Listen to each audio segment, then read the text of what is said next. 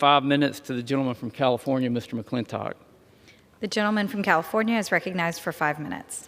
Madam Speaker, we've heard a lot about self-determination today, but let's put that to the smell test.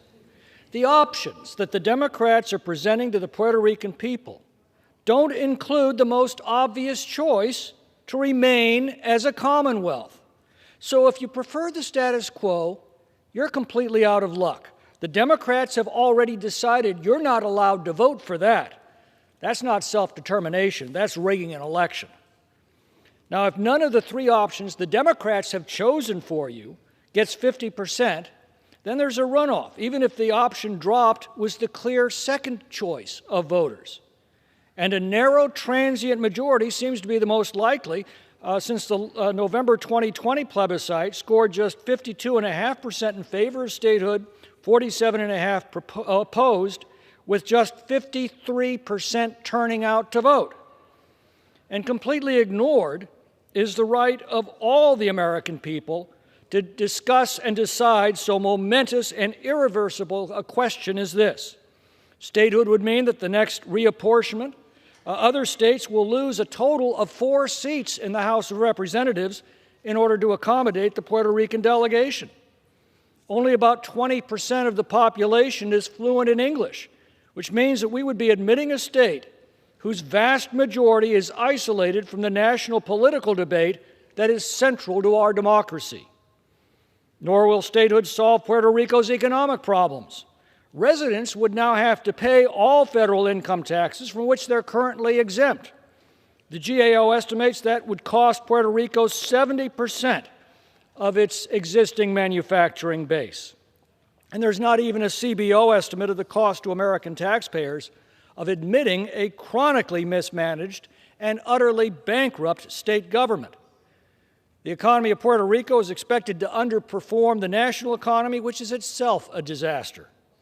For American taxpayers, it would mean a new state that has the lowest per capita income in the country and the largest per capita debt. Its labor participation rate is 40% compared to 62% nationally. 43% of the population lives below the poverty line. Its academic performance would be the worst in the nation.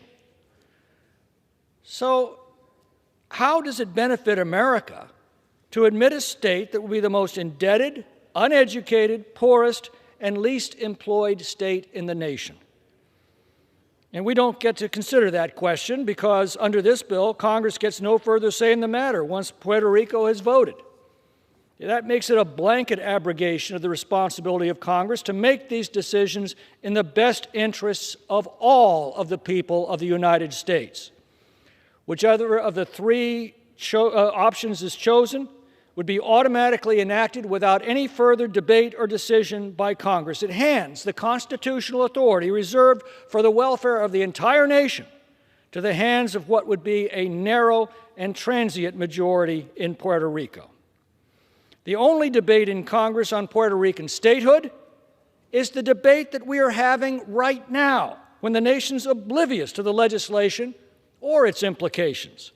Our constituents will awaken across the country to the realization of a fait accompli that was quickly rushed through the very last days of session with no opportunity for national debate on the implications of taking such a profound and permanent change in the fabric of our nation.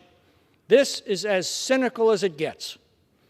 If the motion to recommit is adopted, I will introduce an amendment that will require the question to be returned to the House for a full national debate on such a momentous issue and require a 2/3 vote to assure a broad bipartisan consensus. And I'd ask for unanimous consent to insert the text of the amendment in the record immediately prior to the vote on the motion to recommit. Without objection. The gentleman from Arkansas reserves. The gentleman from Arizona is recognized.